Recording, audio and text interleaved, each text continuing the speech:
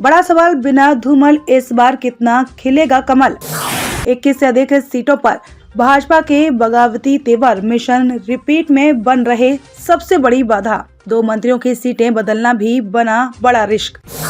जब तक धूमल रहे सक्रिय, भाजपा का संगठन भी रहा प्रभावी। धूमल की राजनीतिक विदाई के बाद बदले नजर आ रहे हैं भाजपा के तेवर। हिमाचल प्रदेश में भारतीय जनता पार्टी के पैर जमाने और उसे गांव-गांव तक पहुंचाने के लिए जिन नेताओं की सबसे अहम भूमिका रही है, उनकी पहली पंक्ति का नाम है प्रेम कुमार धूमल। धूमल की गिनती हिमाचल के कद्दावर नेताओं में की जाती है। धूमल ने हिमाचल में न केवल पार्टी और सरकार का नेतृत्व किया है, बल्कि पार्टी को खड़ा करने और संगठन बनाने में भी बड़ी भूमिका निभाई है। हिमाचल के हर कोने में धूमल के नाम की पहचान आज भी है। यही कारण है कि साल 2017 में चुनाव हारने के बाद भी भारतीय जनता पार्टी में उनका महत्व कम नहीं हुआ।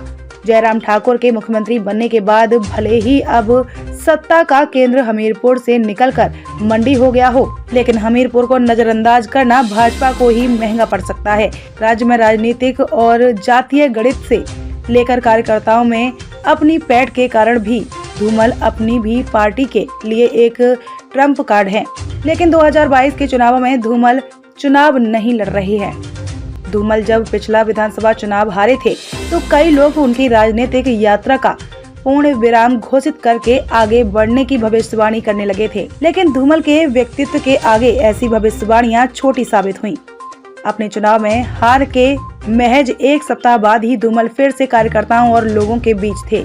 धूमल का यह पब्लिक कनेक्ट पिछले 4.5 साल में कमजोर नहीं पड़ा और इसीलिए अब भी राज्य की राजनीति को धूमल के बिना देख पाना ना भाजपा के लिए संभव है और ना विश्लेषकों के लिए। राज्य में 2017 के विधानसभा चुनाव में प्रेम कुमार धूमल भाजपा की ओर से मुख्यमंत्री का चेहरा होते हुए भी अपने ही जिले में चुनाव हार गए। इसे विडंबना ही कहेंगे कि मोदी लहर से पार्टी को मिली अप्रत्याशित जीत के बावजूद धूमल चुनाव हार गए। धूमल को किसी वक्त उनके करीबी रहे कांग्रेस प्रत्याशी राजेंद्र सिंह राणा से ही 1919 वोटों से हरा दिया गया। 2017 में अगर वह चुनाव जीत लेते तो मुमकिन है वह फिलहाल बतौर मुख्यमंत्री अपना तीसरा कार्यकाल पूरा कर रहे होते। वह इससे पहले मार्च 1998 से मार्च 2003 और जनवरी 2008 से दिसंबर 2012 के बीच हिमाचल प्रदेश के मुख्यमंत्री रहे। इस बीच वह 2 बार विपक्ष के नेता के रूप में वीरभद्र सिंह सरकार से जनहित के मुद्दों पर बखूबी सरकार को घेरते भी नजर आए।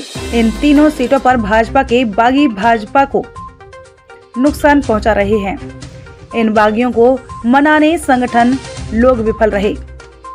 धूमल खुद चुनाव लड़ रहे होते तो हमीरपुर में भाजपा बगावत की आग में ना तड़पती। ऐसे ही हालात प्रदेश की अन्य 21 सीटों पर दिख रहे हैं। धूमल सक्रिय होते तो 2-4 बागियों को छोड़ बाकी सब नाम वापस ले भाजपा के लिए काम करते। जब तक धूमल संगठन में सक्रिय रहे, भाजपा में अनुशासन और डर कायम रहा।